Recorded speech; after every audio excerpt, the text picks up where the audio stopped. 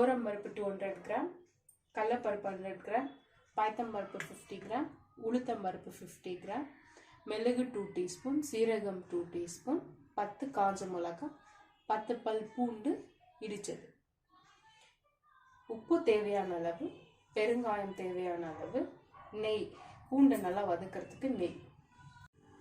உங்களுக்கு தேவைப்பட்டால் கருவேப்பிலையை கொஞ்சம் வதக்கிட்டு பொடி பண்ணி போட்டுக்கோங்க.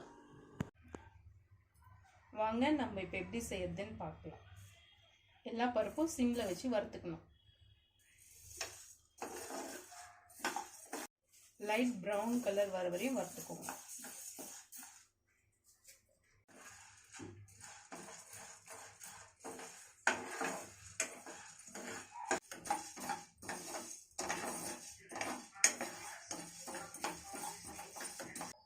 பைத்தம் பருப்பு வறுக்கிறதுக்கு 1/2 ஸ்பூன் நெய் போட்டுக்கோங்க. ஏன்னா அது ரொம்ப சின்னது இல்லையா, அதனால தீஞ்சிடும்.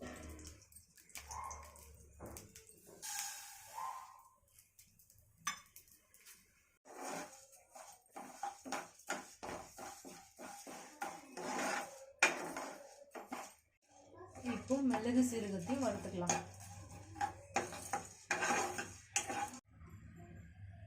இப்போ 1/2 ஸ்பூன் நெய் போட்டுட்டு பூண்டு வதக்கிக்கலாம்.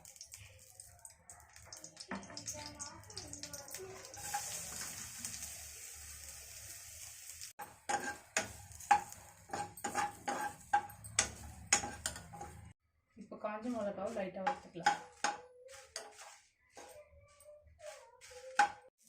இப்போ கருவேப்பிலையை வாஷ் பண்ணிவிட்டு மொறுமொறுன்னு வர வரையும் வறுத்துக்கோங்க. நீங்கள் பாருங்கள், இப்படி மொறுமொறுன்னு வர வரையும் வறுத்துக்கோங்க.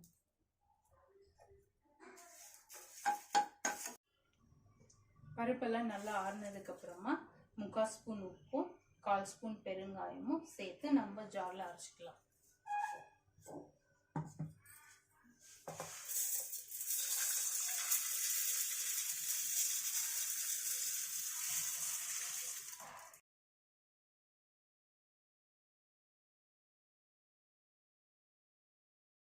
சூடான சாதத்தில் 2 ஸ்பூன் பருப்பு பொடி போட்டுட்டு நெய், அப்படி இல்லைன்னா நல்லெண்ணெய், நம்மளுக்கு எது தேவையோ அதை விட்டுக்கலாம். இப்போ நான் நெய் போட போகிறேன். நெய் போட்டுட்டு நல்லா மிக்ஸ் பண்ணிட்டு சாப்பிடலாம். இது வந்து சாதத்துக்கு மட்டும் இல்லை, இட்லி தோசை கூட சாப்பிடலாம். ரொம்ப டேஸ்டியாக இருக்கும். Few moments later.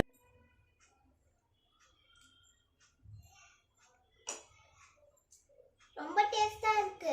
இது உங்க வீட்லயே ட்ரை பண்ணி பாருங்க. மறக்காம இந்த சேனலை சப்ஸ்கிரைப் பண்ணிடுங்க.